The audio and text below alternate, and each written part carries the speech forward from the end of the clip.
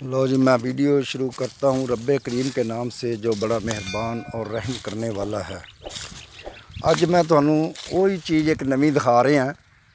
एक दिन मैं वीडियो बनाई सी सूरजमुखी ते और तुहानू दिखाया सी सूरजमुखी किवें बीजी गई और किवें वधी और किवें इनू फल लग्या। हाँ जी, अज वो सूरजमुखी जिहड़ी है तैयार हो गई है। हाँ जी, अज तुहानू दिखाने हैं भी ये वेखो उन्होंने वढ़ ली सारी, उत्तों सारे वढ़ ले छिट्टे जिन्ने भी ये है सन सूरजमुखी के। और ये बड़ी मज़ेदार और ये बीज जोड़े होंगे ने जी, जोड़े बाज़ारों च पैक करके बेचते हैं, फिर वो खाण वास्ते बच्चे खाते हैं, बड़े खाते हैं। ये वही सूरजमुखी है। पहले तुहानू ये फुल दिखाए सन, उदों ये तैयार हो रही सी। हाँ जी, हुण ये पक गई है। हुण तुहानू ये सिट्टे दिखाने जोड़े कट्टे ने, बाकी खड़े ने, इन्होंने सिट्टे ला ले, इन्होंने वो वड्ढन डे ने, वो देखो बंदे। हाँ जी, ये वीडियो जी है ना जी सूरजमुखी ते अगे मैं एक वीडियो पा चुके हैं। अज फसल तैयार हो गई। अज तुहानू दिखाने भी तैयार हुई फसल और कटाई। ए देखो सूरजमुखी दे बीज उन्हें कट सारे सिट्टे ला लेने और इहदा बीज जिहड़ा ना जी इहदा बीज है जड़ा हुण तैयार हो गया, पक गया। ए विचों जिहड़े हैं ना जी बीज निकलते हैं। ए देखो ए निकलते हैं, तुहानू दिखाने हैं। ए देखो ए मेरे हत्थ ते पए ने बीज।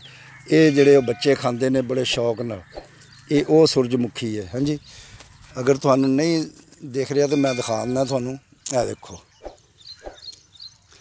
ए बड़े बड़े वड्डे इहदे जिहड़े फुੱਲ बनते हैं। इन्हां चों बीज फिर एक फुੱਲ दे विचों लखां दे हिसाब नाल एक फुੱਲ नूं बीज निकलते हैं। ये बड़ा वड्डा फुੱਲ हुंदा। इस फुੱਲ दे विच बड़े बीज हुंदे ने ते इहदा तेल भी निकलदा जिहड़ा असीं खांदे हैं। और ये बड़ा कामयाब तेल है इहदा। हाँ जी, कुकिंग आयल बनता है फैक्ट्रियां च। और इस बीज नूं लोकी वैसे भी खांदे ने। ए वेखो वड्ढ वड्ढ के लिया रहे हैं। तैयार हो गई फसल सारी। ये तुसीं वढ़ रहे हो, इनू हुण पक गई है सारी। अच्छा, उत्तों सिट्टे ला रहे हो। ए वेखो जी, ये स्पैशल उन्हें मेरे को सुट्टिया वड्ढण वाले ने। ए देखो इहदा साइज देखो, ए देखो।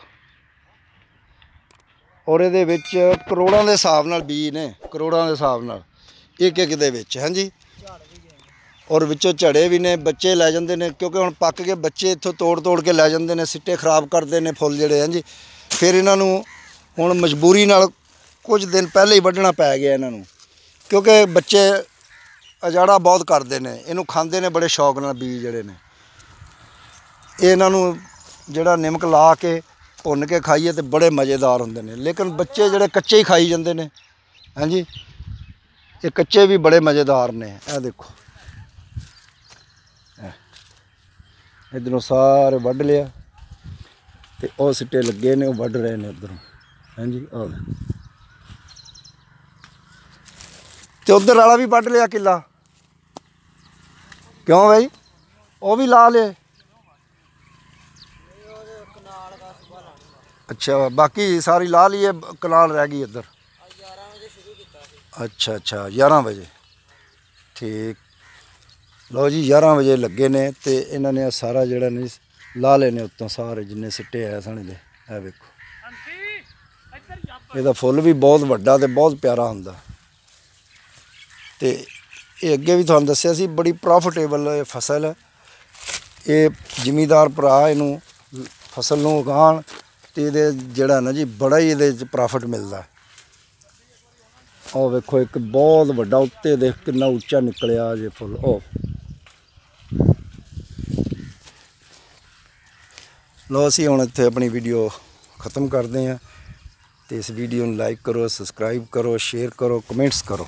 और ये बीज साडे कहण दे मुताबिक इन्हों खा के भी देखो किन्ने मज़ेदार ने। ये बहुत ही मज़ेदार होंदे ने, जिवें मूंगफली नहीं इंज मज़ेदार होंदे ने। इन्हों खाना भुन के उंज खंघ करनगे तुहानू कच्चे जिहड़े ने। हाँ जी।